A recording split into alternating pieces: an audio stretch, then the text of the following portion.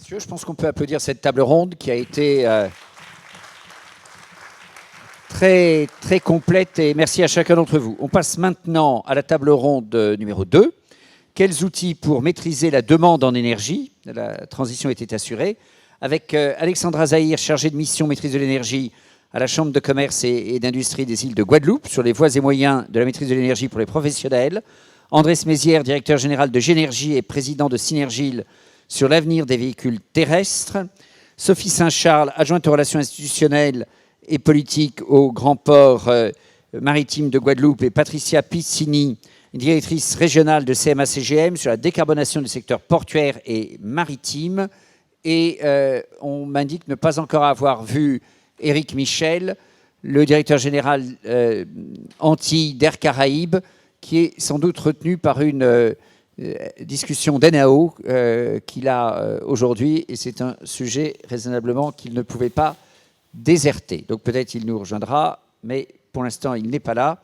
Nous avions eu droit en Guyane, en marge de notre déplacement avec Laurent Renouf et Sami Chemali, à un exposé tout à fait intéressant de M. Michel en tant que directeur général d'Air Caraïbes sur l'évolution du modèle énergétique du transport aérien, exprimé par Air Caraïbes en particulier. Donc, sans désemparer, je passe la parole à Alexandra Zahir et je vais me rapprocher. Merci. Bonjour à tous. Donc, Alexandra Zahir, chargée de mission énergie à la Chambre de commerce et d'industrie des îles de Guadeloupe.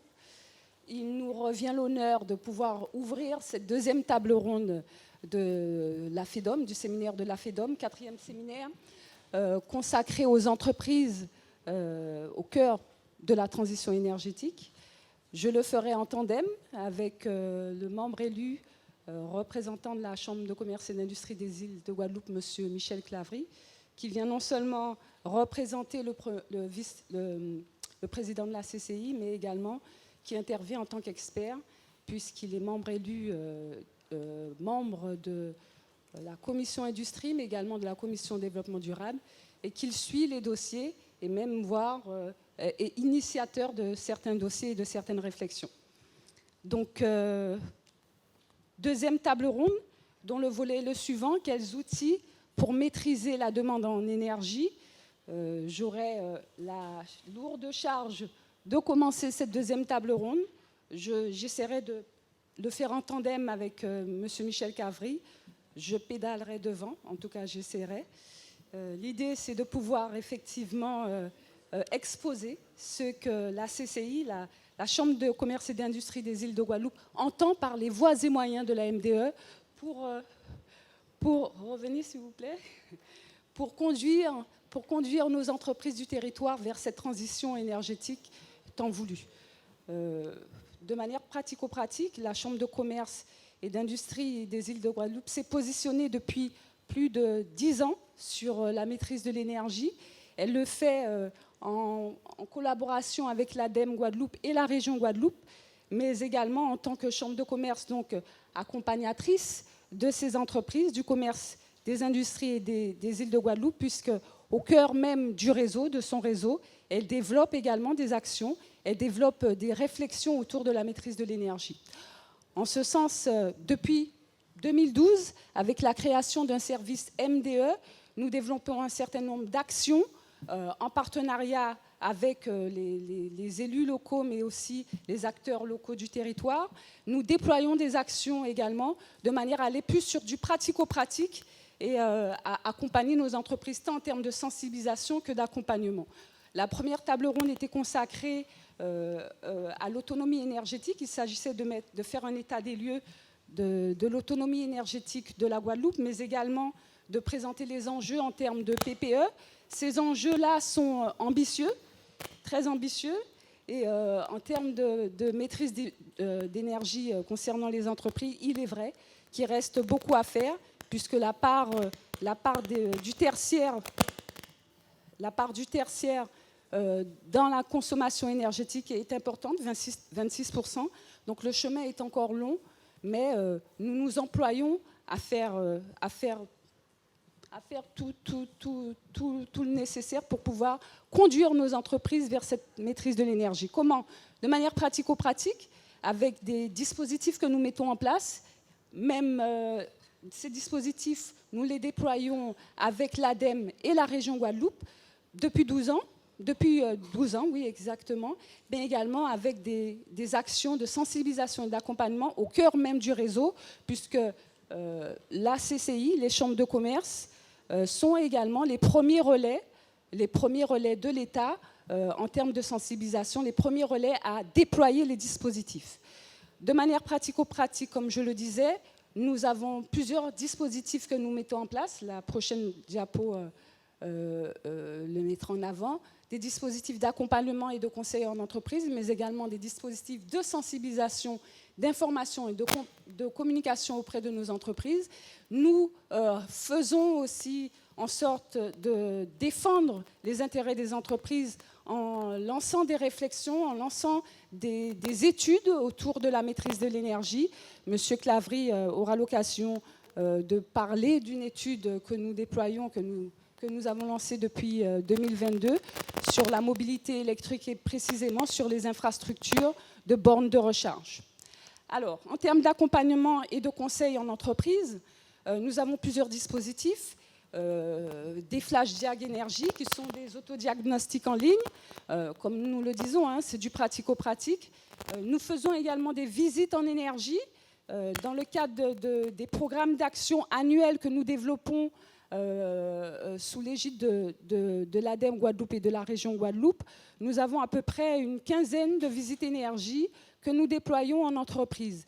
Qu'est-ce que ces visites énergie? C'est aller sur le terrain, aller sur le site de l'entreprise, leur proposer effectivement de pouvoir faire un état des lieux, des usages, des équipements en termes de maîtrise, en termes de consommation énergétique, pouvoir cibler, pointer les équipements les plus énergivores, pouvoir cibler les usages également les plus énergivores, et puis faire des préconisations de premier ordre, de manière à ce que l'entreprise puisse, si elle veut aller plus loin, solliciter des bureaux d'études et aller jusqu'au financement.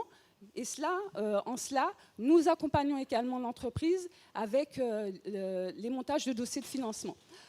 Nous faisons également des audits de factures, c'est-à-dire nous réalisons sur les 2 à 3 années écoulées des analyses factures de l'entreprise, de manière à pointer les pics de consommation, à analyser les contrats de facture d'EDF et optimiser le contrat s'il y a lieu, c'est-à-dire le changer de manière à pouvoir réduire les coûts d'énergie. Tout cela, nous le faisons en partenariat avec EDF, qui nous fournit les factures ou les états de gestion de l'entreprise. Et puis, effectivement, ces deux dispositifs permettent à l'entreprise de pouvoir avoir des axes sur lesquels elle peut agir si elle veut aller plus loin et de pouvoir après solliciter les bureaux d'études et les dispositifs financiers. Pourquoi les bureaux d'études? Parce qu'à ce moment-là, ceux-là seront plus à même de pouvoir mettre en place des audits énergétiques bien plus pointus. À ce titre-là, je ferai un petit clin d'œil à l'université, puisque nous avons en ce moment 2 étudiants qui réalisent ces visites énergie. Nous essayons justement de déployer le plus de visites énergie possible, de manière à pouvoir, comme on le dit, mener nos entreprises vers cette transition énergétique. Nos 2 étudiants sont de l'université, M. Camille Caboret et M. Jonathan Cyril. Voilà. Et c'est avec eux, cette année, que nous avons choisi justement de faire un petit clin d'œil à cette université pour mieux la connaître, comme disait M. Geoffroy, mieux l'accompagner et également l'aimer, puisqu'il s'agit aussi de donner cette chance-là à nos jeunes. Il y a des compétences, il y a des connaissances, pouvoir leur donner de l'expérience et pouvoir aussi bénéficier de leurs compétences et de leurs connaissances en tant qu'experts. On passe à la slide suivante. La slide suivante exposait un petit peu la visite énergie avec les 2 photos de nos stagiaires. Voilà.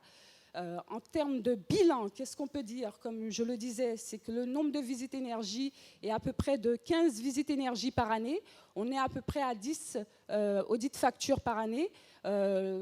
in fine, comme je le disais, on remet à l'entreprise un rapport qui va pouvoir dresser cet état des lieux et puis donner des préconisations pour aller vers cette transition énergétique. C'est pas beaucoup, 15 par année, 10 par année? C'est pas beaucoup parce que je suis seule en général. Voilà. Et là, on est à peu près à 15 sur 6 mois grâce à mes deux stagiaires. Donc, j'imagine qu'en fin d'année, on sera à peu près à 25-30 visites énergie. Voilà. On passe à la sensibilisation. Donc, la sensibilisation, l'information et la communication auprès des entreprises, c'est important. Ça permet effectivement de pouvoir sensibiliser nos entreprises à la maîtrise de l'énergie. Cela, on le fait via des réunions sur site, mais également avec cette crise sanitaire, nous avons développé un autre dispositif qui est le TICOSE Énergie. Le TICOSE Énergie de la CCI, c'est une réunion atelier en live, réunion de sensibilisation. Hein. L'idée, c'est qu'on aille sur du pratico-pratique, où on réalise cette visite sur un plateau, en live. Les entreprises, une vingtaine d'entreprises se connectent et avec un bureau d'études qui est Energaia, pour ne pas le citer, et puis des experts qui peuvent venir effectivement sur place, tels que EDF. Nous avons fait un TICOSE Énergie dédié à la compréhension de la facture d'électricité, EDF, le CAUE. Nous avons également des entreprises qui viennent montrer leur expérience, faire partager leurs témoignages. Ce sont des entreprises qui, en général, ont été accompagnées par la CCI et qui viennent développer un petit peu, témoigner de ce qu'elles ont vécu et témoigner également de ce qu'elles ont entrepris en termes d'opérations de maîtrise de l'énergie. Donc, sur le bilan, donc, nous avons à peu près 4 TICOSE Énergie que nous avons déroulés, une vingtaine de participants, entreprises qui viennent effectivement, qui se sont connectés à ces dispositifs. L'intérêt aussi de ce dispositif, c'est qu'on a pu l'utiliser aussi pour une diffusion plus large. Chaque TICOSE Énergie a pu produire à peu près 600 à 900 vues au niveau des entreprises, et avec aussi un autre dispositif qu'on a mis en place pour pouvoir communiquer sur le TICOSE Énergie, des teasers. Nous avons pu également diffuser cette information, diffuser cette sensibilisation avec 200 à 300 vues par teaser. Voilà. J'ai presque fini. On continue. La sensibilisation, c'est également les rencontres pro du développement durable. C'est un salon qu'on met en place chaque année. La 5e édition se fait lors les 20 et 22 octobre 2023. C'est un dispositif, un salon événementiel qu'on peut réaliser soit en présentiel, soit en distanciel. L'objectif de ce salon est de plusieurs ordres: se rencontrer, échanger, partager, mettre en place des bonnes pratiques autour du développement durable, valoriser certaines actions, valoriser des entreprises également, puisqu'on a les halls d'exposition, que ce soit en distanciel ou en présentiel. La slide suivante. Ensuite, la CCI est également membre du réseau CCI France, et à ce titre-là, elle développe de façon tout naturelle des dispositifs au niveau régional qui sont aussi développés nationalement. Nous avons pu, à ce titre-là, être le relais de l'État pour le décret tertiaire, pour les entreprises de plus de 1000 m². Nous sommes en relation avec l'ADEAL pour pouvoir sensibiliser nos entreprises sur le décret tertiaire. Nous avons aussi appliqué certains dispositifs sur les opérations prix de l'énergie pour les industries. Également, nous avons réalisé une cartographie sur les initiatives hydrogène sur le territoire, et puis d'autres dispositifs que nous réalisons régulièrement sur le territoire de Guadeloupe. Voilà, je passe la parole à mon membre élu, Michel Clavry, qui va un petit peu dresser la synthèse de nos propos et peut-être tracer une perspective. Merci beaucoup, madame. C'est important. Je pense que la Chambre de commerce a un rôle important autour des actions que vous venez d'indiquer. Et au passage, quand nous sommes allés voir la présidente de la Creux il y a une dizaine de jours, elle nous a rappelé une appréciation que la Cour des comptes est en train de formuler sur le fait que la maîtrise de l'énergie, jusqu'à présent, dans les politiques publiques, ne s'est pas suffisamment adressée aux entreprises. Donc je pense que le développement de vos efforts là-dessus est tout à fait essentiel. Est-ce que je peux vous demander à votre élu d'être extrêmement concis, parce qu'on est en train de déraper dans l'horaire? Tout à fait. Michel Clavry, donc je suis un membre élu, je suis à mon 4e mandat. Tout d'abord, j'excuse le président Vial-Collet qui est retenu. Donc, d'abord, ce qu'a dit Alexandra, c'est que la CCI est le partenaire de la région et de l'ADEME depuis 2012. Et la CCI, elle représente et elle est le relais de l'ensemble de ses ressortissants. Alors rapidement, qu'est-ce que vous avez parlé donc, tout à l'heure dans la précédente table ronde, des points de blocage. Oui, il y a des points de blocage, mais il y a également des points de blocage politiques, puisque il y a été directeur général de plusieurs sociétés de la filière canne-sucre-rhum. C'est moi qui ai fait le couplage de la sucrerie de Gardel avec la CTM, qui est maintenant Albioma. Et au niveau de Marie-Galante, eh bien, ceci n'a pas pu se faire en février 2017 parce que Mme Ségolène Royal, en février, était contre la centrale de cogénération sur Marie-Galante. Et une demi-heure après, elle a pris l'avion, elle était en Martinique et elle était pour la centrale de cogénération à l'usine du Galion. Pendant ce temps-là, à Marie-Galante, c'est 90 000 tonnes de canne et c'était 12 mégawatts. À la Martinique, c'est 30 000 tonnes de canne et 40 mégawatts. Cherchez l'erreur. Voilà.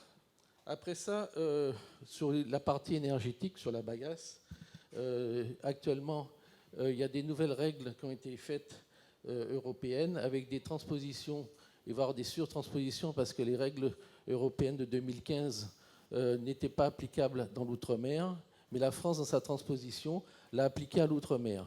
Ce qui fait qu'actuellement, toute la filière canne et notamment les distilleries et les sucreries, donc la sucrerie de Marie-Galante, sont soumises à cette nouvelle règle qui est sortie sous la signature de M. Nicolas Hulot, le grand écologiste que l'on connaît, au mois d'août 2018, et qui a été écrite par Total, ce qui fait qu'actuellement, vous avez des distilleries qui arrêtent de brûler la bagasse et qui brûlent du fioul. Merci pour la transition écologique. C'est pour vous dire ce que c'est que les problèmes de blocage, des blocages politiques et des blocages, je dirais, globaux.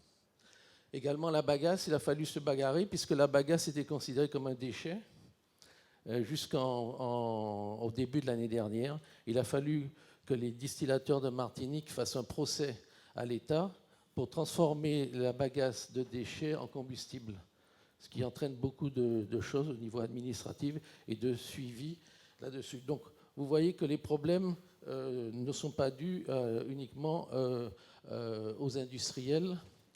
Un autre problème, c'est, on a parlé des surcapacités qui existent actuellement en production, mais je vous rappelle qu'à la Guadeloupe, jusqu'en 1974, l'électricité était produite par une société locale qui s'appelait la SPEDEG et qui a été nationalisée. Et nous payons l'électricité beaucoup plus cher que l'EDF.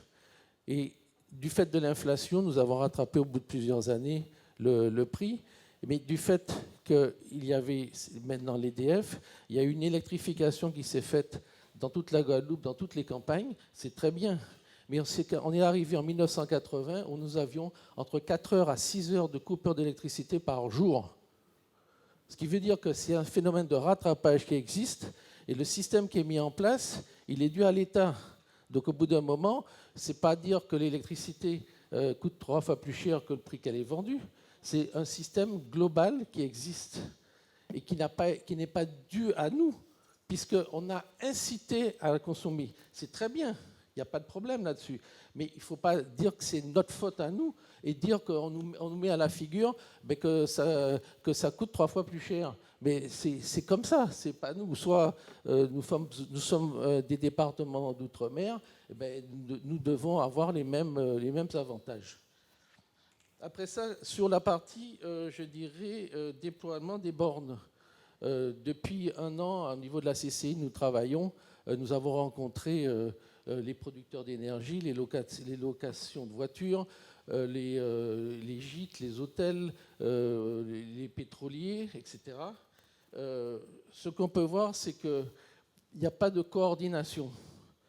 Et on aurait souhaité qu'on puisse avoir justement avec la région une réunion de travail, parce que nous avons consulté pas mal de personnes.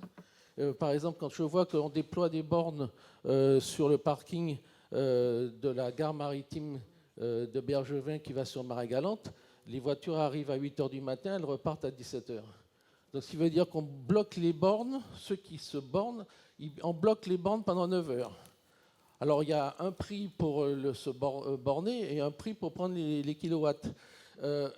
Je ne sais pas si c'est de mettre sur un parking où les voitures sont 9 heures, est-ce que c'est là qu'il faut mettre des bornes? Et au moment où j'ai compté, il devait y avoir entre 18 et 20 bornes sur un parking où il y a 200 voitures.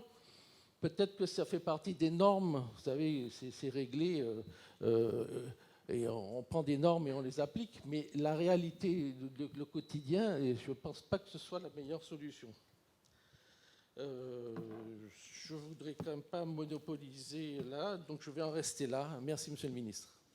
Merci beaucoup d'avoir énoncé un certain nombre de dysfonctionnements aussi, parce que tout n'est pas pour le meilleur dans le meilleur des mondes.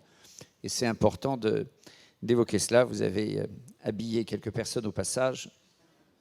Mais la chronique locale retient un certain nombre de sujets en effet. Merci Madame Zahir, merci Monsieur Clavry. Je passe la parole à Andrés Mézières.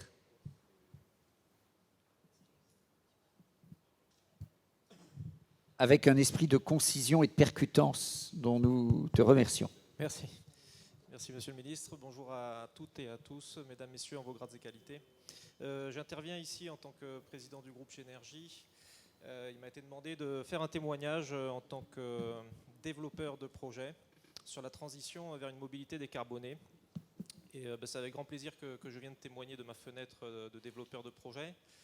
Je tiendrai aussi à remercier l'université, et je suis assez ému que ces séminaires soient organisés dans le Temple du Savoir. Et il me semble important de souligner la symbolique, puisque à l'heure d'organiser une transition, d'innover et de transformer notre société, cette démarche elle ne peut se faire que sur la base d'une connaissance éclairée. Donc pour aller dans le propos, je vais organiser ma présentation en 2 thématiques. D'abord une vision un peu globale du secteur de la mobilité d'un point de vue énergétique, et après donner quelques exemples de projets qui peuvent changer la donne pour la transition énergétique du territoire. Alors, on commence par un état des lieux sur le système énergétique guadeloupéen. Donc, ce qu'on peut dire en synthèse, c'est qu'on a un système énergétique global qui est frappant par sa dépendance et par son contenu carbone. C'est pas anodin à l'heure où on vient d'essuyer une pandémie, que les experts nous annoncent que c'est quelque chose qui est susceptible de se reproduire, à l'heure aussi où la géopolitique mondiale des systèmes énergétiques est en pleine fragmentation. Il est frappant de constater qu'en Guadeloupe, où nous sommes toujours à 90% dépendants des importations. Près de 700 000 tonnes de produits pétroliers, 140 000 tonnes par an de charbon, 142 000 tonnes de granulés de bois en 2021.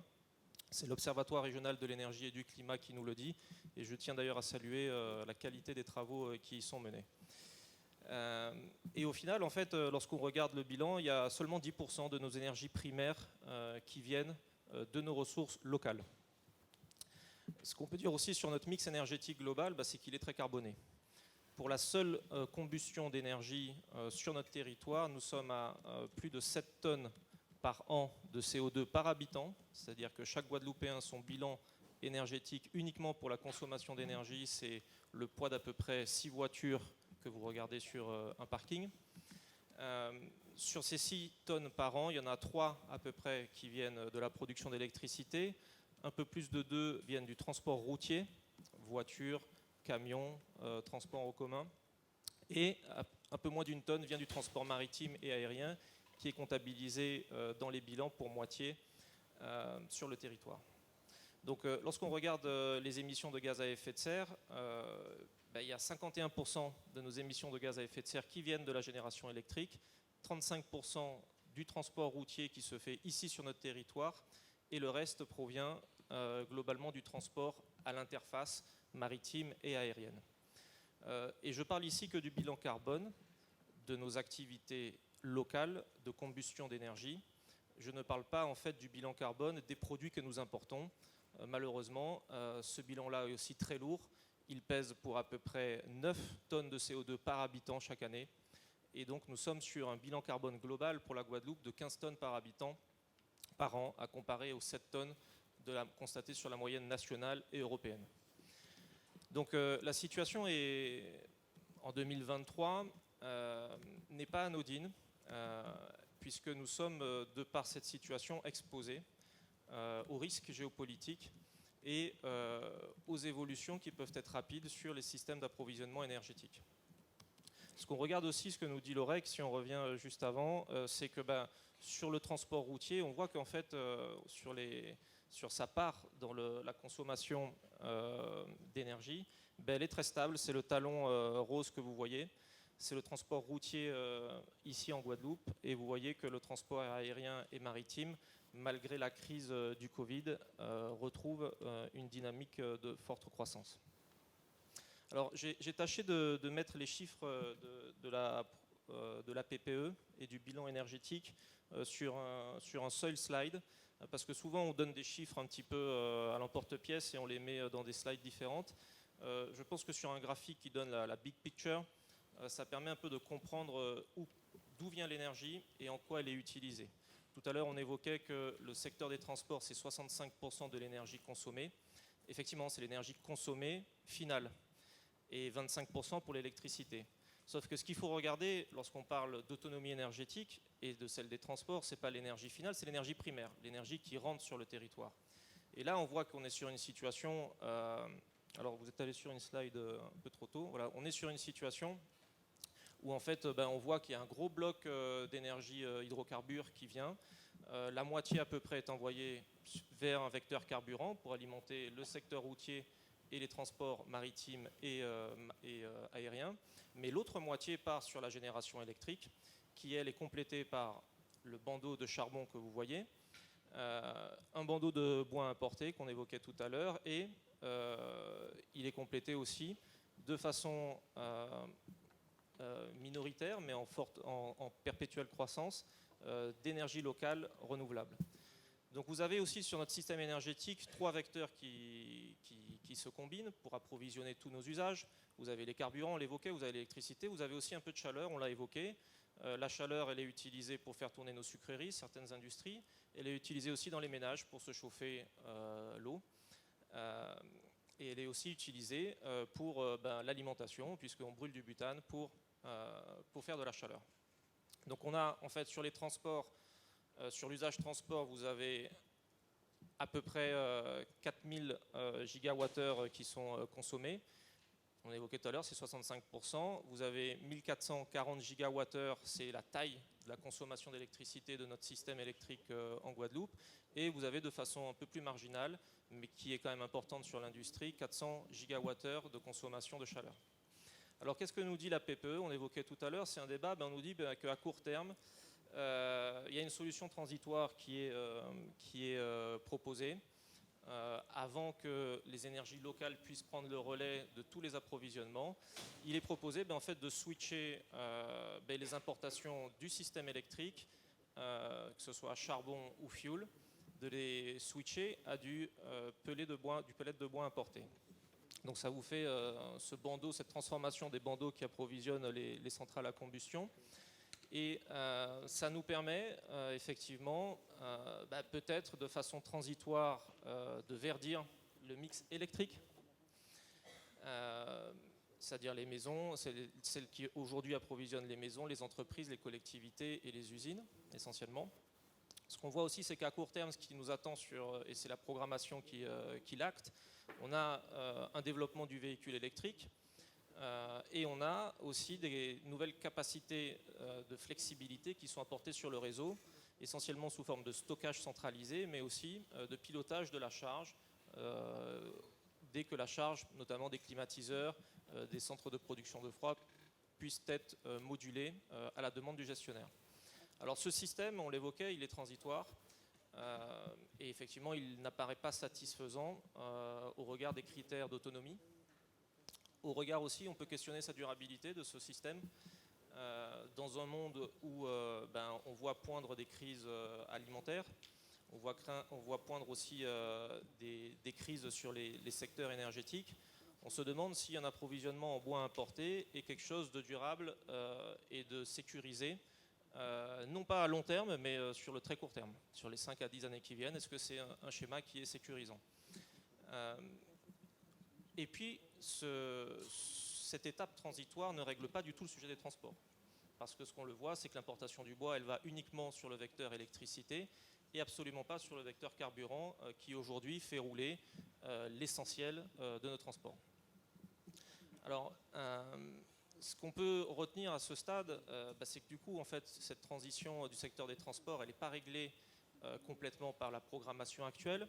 Et il est urgent, en fait, d'y réfléchir et de l'enclencher. Et la stratégie qui se dessine, elle peut suivre plusieurs axes. Déjà, lorsqu'on parle de transition du transport vers une mobilité décarbonée, la première chose, le premier réflexe, c'est effectivement d'éviter du déplacement ou au moins d'encourager ce qu'on appelle la mobilité douce, c'est-à-dire des déplacements en vélo, des déplacements de proximité. Ensuite, ce qu'il faut, c'est développer les moyens de transport. Et le syndicat mixte des transports de la Guadeloupe œuvre sur un schéma de renforcement avec la région et les autres collectivités pour le développement et la densification des réseaux de transport collectifs. Mais ce qu'il faut aussi, parce que le déplacement et la voiture individuelle a une place prépondérante en Guadeloupe et elle le gardera encore longtemps, ce qu'il faut, c'est aussi organiser le remplacement des véhicules thermiques par des véhicules zéro émission et accompagner ce développement par le déploiement des infrastructures énergétiques dont ils auront besoin. Le but, c'est d'atteindre bien sûr avec ces véhicules une autonomie énergétique décarbonée sur le secteur des transports routiers local. Alors, quel véhicule on peut prendre? Est-ce que c'est un véhicule électrique ou un véhicule hydrogène? Souvent, les gens aiment organiser des matchs. Bon, au final, ça reste tous les deux, c'est des véhicules électriques. Que vous soyez sur un véhicule à batterie ou un véhicule à hydrogène, c'est des véhicules électriques qui organisent une motorisation électrique, un stockage d'énergie sur site et toute l'électronique du bord qui va avec. La seule différence entre les deux, si j'ose dire, c'est comment vous stockez l'énergie. Est-ce que vous la stockez dans des batteries électrochimiques ou est-ce que vous la stockez dans des bonbonnes à hydrogène? Et au final, on regarde, la réponse est qu'il nous faut les deux si on veut assurer une transition énergétique du secteur des transports. Le véhicule électrique, au final, à batterie est adapté pour les petits véhicules parce que le poids de la batterie est très vite vient dépasser très vite en fait les gabarits autorisés pour les transports lourds. Les transports lourds ne sont pas adaptés pour accueillir des batteries de taille trop significative parce qu'elles auraient du coup une charge utile qui serait complètement grévée. Elles ne pourraient plus rien transporter si elles veulent rester, ces poids lourds, s'ils veulent rester dans les normes et les gabarits autorisés par l'administration. Donc ce qu'on voit en fait, c'est que pour les petits déplacements et les véhicules légers, le véhicule à batterie est adapté. Pour le transport lourd, il n'y a pas photo. Aujourd'hui, le match est plutôt en faveur des véhicules à hydrogène. Alors, et ce qui est intéressant en fait sur ces deux véhicules, que ce soit à hydrogène ou à batterie, c'est qu'ils vont apporter des solutions pour la transition énergétique, non seulement du secteur des transports, mais aussi du système électrique dans sa globalité. Il y a un consensus qui se dessine pour expliquer en fait que les électrolyseurs, en particulier pour le vecteur hydrogène, vont permettre d'évacuer du système électrique les excédents de production d'énergie intermittente. Ce que nous dit la Commission de régulation d'énergie dans son analyse de la PPE Guadeloupe, c'est qu'en 2028, à horizon 2028, vous aurez le mix électrique, la journée type que vous avez à gauche. C'est le graphique à gauche avec l'empilement des moyens de production. Donc vous voyez en fait que vous avez une forte croissance de l'éolien, une forte croissance de la géothermie par la situation actuelle, une percée notable du photovoltaïque, et la Creux le dit, c'est pas moi qui le dis, que les centrales qu'on aura, les nouvelles centrales qu'on aura construites pour brûler du granulé de bois, au final elles seront sous-utilisées. Et on aura quand même un bandeau vert de brûlage de bois importé et de bagasse locale résiduelle. Mais que, a priori, ces moyens à horizon 2028-2030, si les capacités géothermiques et les autres filières tiennent leurs promesses, seront sous-utilisés. Donc voici la chronique qu'on aura. Ça, c'est une chronique moyenne, mais il y a des jours qui seront plus ensoleillés, où on aura des excédents de production solaire, que j'ai matérialisés sur le graphique à droite. Et ces excédents de production d'énergie solaire, il est tout à fait pertinent de les évacuer vers un réseau d'électrolyseurs qui va produire de l'hydrogène, le stocker et le fournir à demande aux poids lourds avec un temps différé, puisque le stockage d'hydrogène, il se trouve que c'est autrement moins cher que de stocker de l'énergie dans des batteries. Il se trouve que l'électricité solaire, c'est la plus compétitive que vous trouvez aujourd'hui sur le marché guadeloupéen, mais aussi au niveau international. Et il se trouve que vous gérez très bien la variabilité du gisement solaire avec un stockage d'hydrogène, tout en dimensionnant correctement votre stockage et votre process de production d'hydrogène. Les véhicules à batterie, eux, ils vont permettre aussi d'apporter du plus à la gestion du système électrique dans un contexte de très forte pénétration des énergies intermittentes. Et en fait, si on pilote les grappes de véhicules électriques de façon concertée et en regardant en temps réel ce qui se passe sur le système électrique, on peut en fait en faire des aspirateurs à énergie intermittente. C'est-à-dire qu'en couplant la recharge en temps réel de milliers de véhicules électriques à ce qui se passe en temps réel côté production d'énergie intermittente, vous allez pouvoir aspirer en temps réel cette énergie et la sortir du système pour rendre service au gestionnaire du réseau qui a besoin en fait de stabiliser son réseau et de garder une certaine marge de manœuvre. Donc c'est ce qu'on a matérialisé ici sur le graphique à gauche. Vous voyez, ça c'est une chronique de production photovoltaïque traditionnelle avec des flux d'ennuagement qui viennent faire fluctuer la production photovoltaïque. Et vous pouvez en fait par une intelligence et un asservissement en temps réel observer ce signal au niveau local ou au niveau régional et le retranscrire à l'identique sur un réseau de bornes de recharge. Et il ne faut pas des centaines de milliers de véhicules pour avoir un impact. C'est ce qu'il faut retenir sur le système électrique. Si vous arrivez à connecter 2000 véhicules sur 2000 bornes de 11 kW, et vous avez 22 MW d'impact sur le réseau, c'est-à-dire aujourd'hui, à réseau actuel, c'est 10% en fait de la puissance de pointe, donc c'est significatif. Et vous avez un stock d'énergie qui est conséquent, puisque un véhicule à batterie, c'est rien qu'une batterie sur roue, et c'est 50 kWh de stockage qui sont à disponibilité. Alors bien sûr, il y a la question de la prédictibilité. Est-ce qu'on peut bâtir un modèle énergétique avec des véhicules qui seraient branchés sur des bornes, on ne sait pas à quelle heure, on ne sait pas sur quelle borne. Il se trouve que malgré notre libre arbitre, on est furieusement prévisible. Et que sur l'échelle de la Guadeloupe, il n'est pas très compliqué de prévoir avec une très bonne fiabilité le comportement d'à peu près 2000 usagers de véhicules électriques. Ce qui vous permet du coup de garantir au gestionnaire du réseau une puissance minimale à l'heure de pointe ou aux heures de très forte pénétration d'électricité intermittente. Vous pouvez lui proposer aussi de l'énergie à disposition. Et bien sûr, il faudra pour ce faire inciter le consommateur, l'utilisateur de véhicules électriques, pour qu'il accepte de mettre son véhicule à contribution du service système. Alors tout ça, en fait, ça nous permet d'imaginer, de se projeter de ce que sera le mix électrique autonome et un transport routier autonome décarboné. Le système énergétique va évoluer pour faire une part de plus importante aux énergies locales. C'est la finalité comptant, après la phase transitoire qu'on évoquait. Ce système électrique, en fait, pour pouvoir assurer les consommations actuelles, je dis bien actuelles parce qu'elles vont peut-être diminuer avec le développement du secteur du transport collectif, pour assurer les mobilités actuelles, il faudrait en fait envoyer à peu près 850 gigawattheures sur le secteur du transport automobile individuel et à peu près 650 gigawattheures sur le secteur de transport lourd qu'on aurait converti intégralement à l'hydrogène. Donc le transport lourd, on entend par là des bus, on entend les camions, on entend les engins de chantier, etc. Donc cet hydrogène va être produit à partir de l'électricité renouvelable et elle va aussi permettre, cet hydrogène, d'évacuer les excédents d'électricité renouvelable qui vont apparaître ponctuellement sur le réseau. Si on veut imaginer donc, un approvisionnement local à 100% en énergie renouvelable, ça nous amène en fait à peu près à doubler la taille du système électrique actuel. De 1440 gigawattheures par an, il faudrait passer à peu près à 3000 gigawattheures d'électricité par an, donc un peu plus du double. Dans ce schéma, bien sûr, il faudra apporter du stockage d'énergie. Le combustible qui est aujourd'hui utilisé, soit pour l'industrie, peut être approvisionné toujours avec de la chaleur locale par combustion de la biomasse locale ou par combustion de l'hydrogène ou des gaz de synthèse qui peuvent en dériver.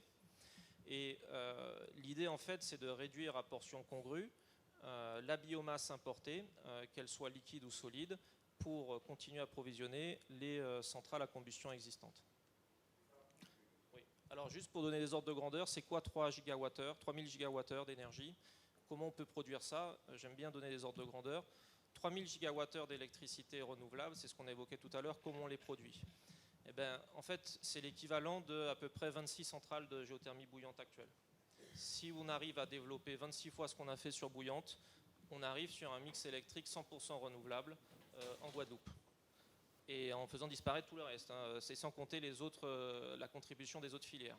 Si vous voulez enlever toutes les autres filières et garder que le photovoltaïque pour produire 3000 gigawattheures, il vous faut à peu près 1600 hectares de toiture, de parking. C'est largement disponible. Et c'est sans compter la contribution des autres filières. Si vous voulez produire 3000 gigawattheures, c'est à peu près 500 éoliennes de 2 mégawatts, comme celle qu'on a à Sainte-Rose. Donc c'est pour vous donner des ordres de grandeur et pour vous dire que ce futur, il est palpable, il est possible. Ce n'est pas simplement quelque chose de complètement irréaliste, c'est quelque chose qui est à notre portée. Merci beaucoup Andrés. C'était très précis et très intéressant sur les stratégies au fond de mise en œuvre de la PPE. Je crois que ça permet d'atterrir sur les configurations de l'avenir. Il faut vraiment en appeler à l'esprit de synthèse de chacun parce qu'on a complètement dérapé dans les horaires. Sophie Saint-Charles et Patricia Piccini, votre responsabilité est lourde à être extrêmement synthétique. Sophie en premier. Merci Andrés. Bonjour à tous. Bonjour, merci Monsieur le Ministre. Je renouvelle déjà les excuses de Monsieur Jean-Pierre Chalut, donc président du directoire, qui ne peut pas être avec nous ce matin. Et on va vous exposer en fait le point de vue du Grand Port maritime dans la décarbonation du secteur maritime. Juste un mot, je rejoins Andrés quand il a parlé effectivement de le fait que nous soyons à l'université qui est le temple de la connaissance. Et on va parler donc de transition énergétique et donc de transition sociale, ce qui est très important. Et je voulais relever que tu contribues fortement à faire la parité homme-femme dans cette table ronde. Voilà, on peut le noter par rapport à la première. On peut démarrer. Alors, très rapidement, le Grand Port maritime de Guadeloupe, en quelques chiffres, même si on n'aime pas trop se définir ainsi, mais c'est parfois nécessaire. C'est à peu près 4 millions de tonnes de trafic de marchandises en 2022. On avait dépassé 4,2 millions il y a à peu près 2 ans. 826 000 passagers par an. Un trafic de passagers donc, qui a repris, que ce soit sur l'archipel et puis la croisière. Un trafic de conteneurs, donc dit équivalent 20 pieds, de 235 000 et puis du transbordement pour 50 000. Nous avons réinvesti 13,6 millions d'euros l'année dernière donc en Guadeloupe et nous avons un effectif de 146 salariés. Le Grand Port Maritime donc, a des activités sur 5 sites, hein, vous le voyez donc à l'écran, répartis sur l'archipel. Je vais continuer, on passera tout à l'heure sur la slide suivante, mais très rapidement, le port de Jarry est effectivement le port qui reçoit, qui traite l'ensemble des trafics liés à l'énergie, donc c'est-à-dire les hydrocarbures, les pellets et le charbon. Les autres sites portuaires ont, comment dirais-je, ont chacun un schéma de fonctionnement et des activités donc particuliers et ont toutes une importance pour le développement du territoire, en tout cas leur territoire de proximité. On peut passer sur celle-ci aussi. Alors, la transition écologique, et on replace un petit peu l'énergie aussi sur cette transition globale, nous l'avons démarré il y a une quinzaine d'années, donc 15 ans de processus aujourd'hui. Nous avions démarré surtout par un axe de protection de la biodiversité, le port avec ses développements en infrastructure, donc a mené un certain nombre d'études, d'acquisition de connaissances, un certain nombre aussi d'opérations, de replantation d'herbiers, de coraux. On l'a fait dans les années donc 2010 jusqu'à peu près 2016. Et puis, fort de ces initiatives, on a lancé donc, le programme Cayoli, qui est le programme de développement durable du port. S'en est suivi donc, des actions sur l'adaptation au changement climatique, l'écologie industrielle et territoriale. Et puis, depuis 2020, en particulier, des actions sur la décarbonation donc, que je vais vous présenter. Alors, je ne reviendrai pas sur ces graphiques, je crois qu'ils vous ont été explicités très très largement, juste quand même un petit mot, très largement quand même ce matin, juste pour vous dire que, parce qu'on parle bien de décarbonation et en particulier des émissions de CO2, donc par secteur et en tonnes, et le calcul que nous avons, c'est que nous avons 2,4 millions de tonnes de CO2 qui sont émis par le secteur énergétique en Guadeloupe, dont 1,2 million pour la production d'électricité et 1,2 million pour le secteur des transports dans son ensemble. Mon voisin de droite, effectivement, a bien fait remarquer que le carburant transport est issu des énergies fossiles. Merci. Élément important de notre point de vue, qui va vous aider à comprendre comment est-ce qu'on construit la stratégie de transition énergétique du Grand Port Maritime de Guadeloupe avec son conseil de surveillance et alimenté donc, par les travaux du comité d'audit et du conseil de développement. Nous avons effectivement une réglementation internationale et européenne qui s'applique à nous. Je laisserai Patricia Piscini développer la partie sur l'OMI. Nous allons, nous plus particulièrement, nous attacher sur le Fit for 55, donc avec effectivement des objectifs de réduction des gaz à effet de serre à l'horizon 2030. Et en particulier, deux éléments qui nous semblent très structurants pour le futur et en tout cas très structurants pour notre stratégie. C'est l'obligation qui sera faite pour les navires de commerce et les navires de passagers de se brancher à quai et donc d'utiliser toute source d'énergie à quai lorsqu'ils se présenteront dans les ports européens. Et ça commence dès 2030 avec une obligation à l'horizon 2035. Le deuxième point important, c'est l'inclusion du transport maritime dans les systèmes d'émissions, donc dans les systèmes de quotas d'émissions carbone. Et donc ça va, même s'il y a des aménagements pour les RUP, ça va quand même, comment dirais-je, entraîner un certain bouleversement, notamment en matière de compétitivité concernant les navires de croisière. Autre élément important, révision de la PPE donc, par la région Guadeloupe. Donc, j'ai vu que ce matin, on devrait avoir objectif de 100% NR bien avant 2033. Donc, c'est plutôt une bonne nouvelle. Et puis, le plan climat et énergie territoriale de l'EPCI Cap Excellence. Et donc, c'est à partir de tous ces éléments que nous bâtissons la stratégie de la transition énergétique du Grand Port Maritime de Guadeloupe. Alors, ça induit un certain nombre d'enjeux pour nous. D'abord, c'est de repenser notre modèle économique. Tout à l'heure, on a parlé effectivement de la taxe sur les carburants, donc au niveau de la collectivité. Sachez qu'au niveau du Grand Port maritime de Guadeloupe, un montant non négligeable de notre chiffre d'affaires repose bien évidemment sur les importations d'énergie fossile, et en particulier des hydrocarbures. Et donc ce modèle économique sera à repenser dans le futur. Nous devons aussi repenser les schémas d'aménagement du foncier portuaire, c'est-à-dire être en capacité d'accueillir des énergies conventionnelles, puisqu'elles sont toujours d'actualité, des énergies renouvelables et bas carbone. Nous devons œuvrer dans un contexte de zéro artificialisation nette, ce qui signifie qu'on doit limiter effectivement la consommation d'espaces nouveaux. Et si on ne peut pas les limiter, on doit rendre à la nature finalement les superficies que nous aurions, l'équivalent des superficies que nous aurions consommées. Donc c'est très très compliqué effectivement, sachant qu'on a déjà un territoire foncier très restreint, de servir, ou en tout cas de répondre à toutes les demandes concernant notamment le secteur de l'industrie, le secteur de l'industrie de l'énergie. On doit aussi faire face à notre propre résilience, c'est-à-dire que nous, avec nos portiques et les prises reefers du port, on assure effectivement le bon approvisionnement de l'île de la Guadeloupe et donc des chaînes logistiques. Bon, s'adapter au changement climatique, effectivement. Adapter la capacité des infrastructures du portuaire. Alors ça, c'est un élément très important. Aujourd'hui, la décarbonation, logiquement, elle a pour effet, de notre point de vue, d'augmenter la capacité des navires.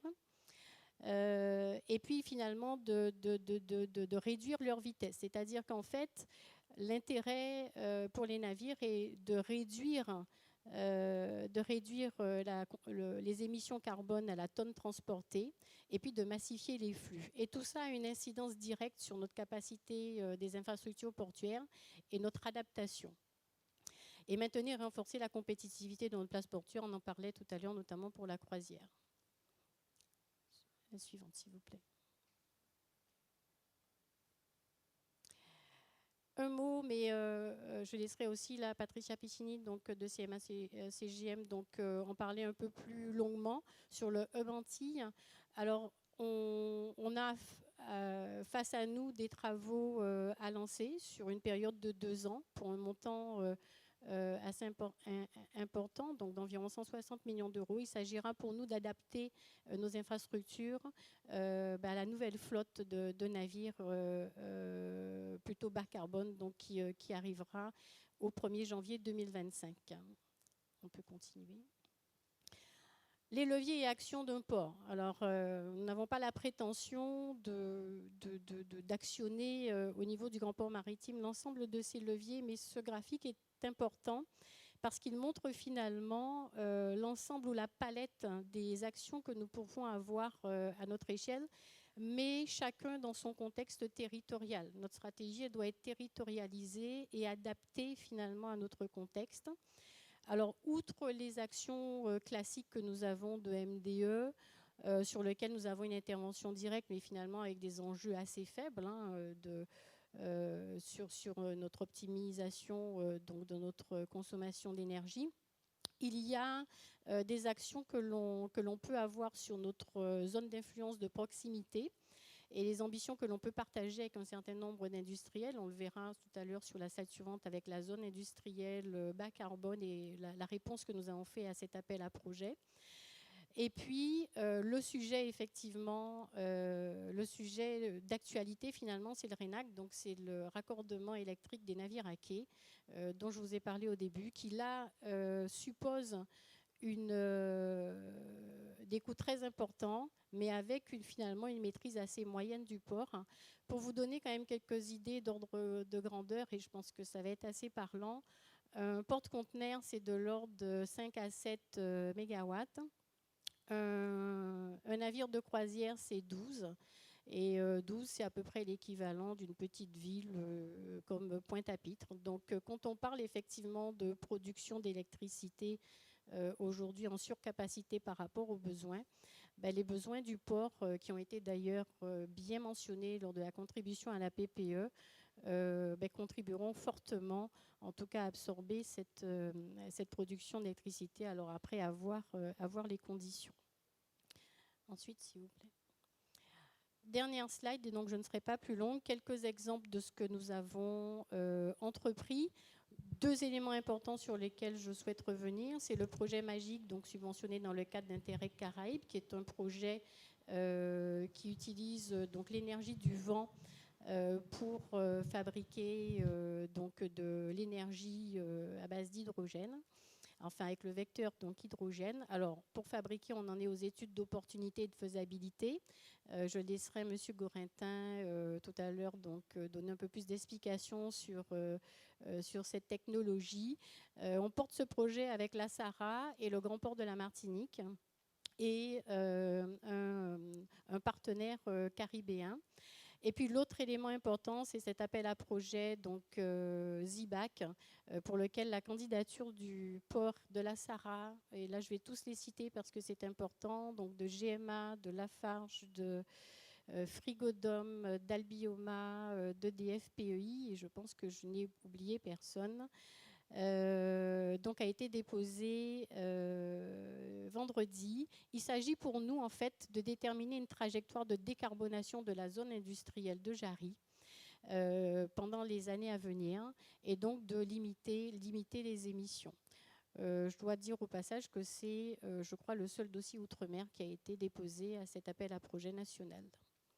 Voilà, Monsieur le Ministre. Eh bien, on vous souhaite succès dans ce projet. Ça assure une très bonne transition avec l'intervention de CMA-CGM, sauf que comme je n'ai pas tout à fait compris le projet juste avant, si vous pouviez juste en dire un mot. Oui. Le projet Magique, en fait, c'est on mène un projet, donc ce sont des études de faisabilité et d'opportunité avec des navires dits des Farwinder. Donc c'est ce que vous voyez à l'écran à droite avec les rotors, mais M. Gorintin va vous expliquer ça beaucoup mieux que moi tout à l'heure. Et en fait, avec l'énergie du vent qui passe dans ces rotors, on arriverait donc à fabriquer donc de l'énergie qui serait stockée sur des batteries pour être ensuite mis à terre et produire et offrir de l'énergie. Donc on est dans une phase d'étude qui se termine à la fin de l'année. Et à l'issue de cette phase d'étude, on saura si on lance un démonstrateur ou pas. C'est à bord, c'est pas à terre. C'est à bord, mais descendu à terre. Voilà. Mais les batteries seront descendues à terre. D'accord. Parfait. Merci beaucoup, Patricia Piccini.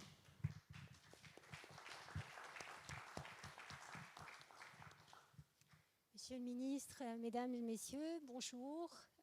Merci de donner l'opportunité à CMA-CGM d'intervenir ici aujourd'hui et de vous parler un peu de notre entreprise et de ce que nous faisons ici en Guadeloupe. Quelques chiffres clés pour commencer, mais ce n'est pas pour vous les détailler parce que je pense que ce n'est pas aujourd'hui le but de notre échange. Ce que je veux exprimer au travers de ce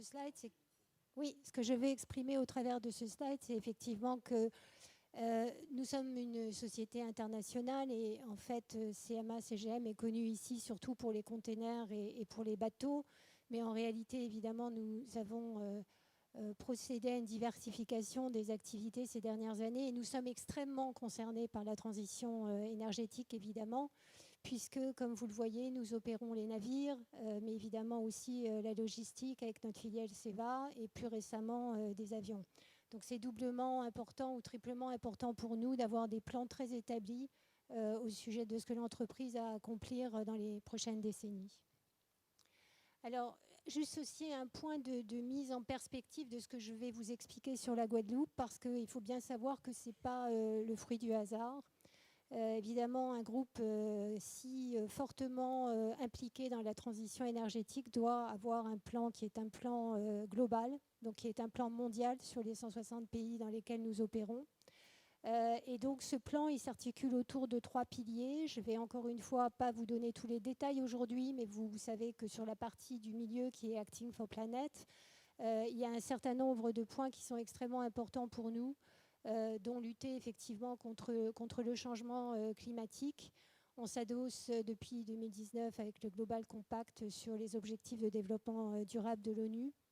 Et on travaille beaucoup sur les 3 secteurs qui sont bien sûr people, planète et puis un commerce, on va dire un commerce durable, ce qui est important aussi puisque c'est une partie de ce qu'on offre à notre clientèle et qui va pouvoir aussi peut-être faire baisser l'empreinte carbone. Alors, si on continue, je vous donne aussi un autre point de contexte international, c'est que pour la transition énergétique du groupe, le patron s'est en fait engagé à atteindre le net zéro d'ici 2050 sur l'ensemble des activités du groupe. Alors, ça veut dire qu'on doit moderniser effectivement les actifs, hein, on doit revoir nos actifs actuels, on doit travailler sur un certain nombre d'améliorations techniques sur les navires et d'amélioration de performance. C'est ce qu'on appelle chez nous le rétrofit. Commander évidemment des nouveaux navires. Ça a été évidemment le grand pari de notre président Rodolphe Saadé, qui a souhaité très tôt entamer cette transition énergétique par le biais de navires qui effectivement sont des navires LNG, mais aussi par la commande massive de navires méthanol maintenant, en considérant qu'effectivement ce qui est important, c'est de commencer. C'est-à-dire qu'au moment où un certain nombre de décisions ont été prises sur l'investissement des bateaux LNG, il fallait agir. C'est ça qui était important. Comment est-ce qu'on peut faire quelque chose maintenant et puis au fur et à mesure être capable de faire avancer la stratégie en fonction de l'innovation et de ce que les majors pourront et vont pouvoir livrer dans les années à venir. Donc effectivement, des commandes ont été faites et aujourd'hui on opère déjà au LNG. On a été le groupe qui a aussi lancé le premier essai de biofuel sur les navires dans le monde. Je crois de mémoire que c'était en 2019, donc c'était aussi quelque chose d'important pour le commerce maritime qui depuis a continué. Et puis on travaille bien sûr sur les entrepôts, enfin sur un certain nombre de choses en relation et de points en relation avec notre activité logistique. Évidemment, les navires c'est bien, mais il faut pouvoir diversifier le mix énergétique. Donc on a des plans d'investissement, le groupe a des plans d'investissement dans divers projets de production industrielle de biofuel ou de biométhane. Effectivement, on travaille aussi sur le futur, sur l'hydrogène. Voilà, tout n'est pas forcément au point par rapport à la taille des navires qui sont les nôtres. Il y a encore du travail à faire, mais on veut être engagé aussi sur toutes les solutions qui seront demain des vraies solutions décarbonées. Un point aussi qui est extrêmement important, c'est que si on veut être capable de travailler sur l'entièreté de la décarbonation, les opérations et les choix de décision sont importants. On a embarqué beaucoup de digitalisation derrière nos opérations avec des systèmes d'intelligence artificielle sur nos terminaux ou sur nos navires qui nous permettent d'avoir le recueil d'un certain nombre de données. Ces données, évidemment, sont analysées et elles nous permettent de prendre un certain nombre de décisions et d'options qui nous permettent encore là, tous les jours, d'amener ces petits réglages qui font qu'on consomme moins. À côté de ça, sur le prochain slide, évidemment, il faut travailler sur les énergies. Vous avez compris que le groupe investit beaucoup pour changer ses navires, donc pour être capable d'offrir au monde, à la terre et à sa clientèle des navires qui demain pourront utiliser des énergies moins carbonées. Donc il faut donner les moyens de travailler sur toutes ces énergies et on a besoin de faire très vite puisque en fait, et je ne vous ai pas commenté le slide avant, mais je vais vous le dire de manière très rapide maintenant, l'ONU a décidé en 2018 par le biais de sa branche internationale IMO de réduire les effets, enfin de réduire en fait l'empreinte carbone des compagnies maritimes de 50% par rapport à 2008. Ça, c'est un milestone qui est très très important avec une première série de mesures qui a commencé au 1er janvier 2023. Et donc on voit que si on veut être à cet objectif, puisque le transport maritime mondial, c'est 3% des gaz à effet de serre aujourd'hui, si on veut être en 2050 à ce niveau-là, il nous faut absolument travailler aussi sur la recherche et sur le développement. Donc, le groupe a lancé un fonds énergie, qui est un fonds énergie qui est de 1,5 milliard et qui travaille bien sûr sur des projets qui viseraient donc à nous permettre d'avancer plus vite sur les problématiques d'énergie renouvelable pour la taille des navires que nous avons. mais aussi sur la décarbonation des terminaux portuaires, parce que là aussi, il y a des choses qu'on peut faire dans les différents terminaux, et on en a 50 sur lesquels on opère aujourd'hui.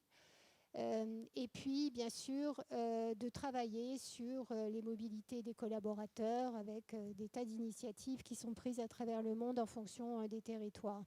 Donc pour ça, on soutient un certain nombre de projets. Vous voyez, sur des études sur l'hydrogène avec H24, avec Earthquake, ça c'est autre chose, c'est sur le plastique. Enfin, et avec Energy Observer, qui est un navire qui teste aussi les problématiques de l'hydrogène et qui est en fait une sacrée source d'informations à plus grande échelle pour nos navires. Dans ce plan, d'ailleurs, je le signale, de 1,5 milliard, il y a 200 millions qui sont réservés pour des appels à projets, pour des startups qui pourraient aussi nous faire passer le pas sur des questions d'amélioration de l'énergie et sur des projets porteurs de solutions pour le transport maritime dans les RUP.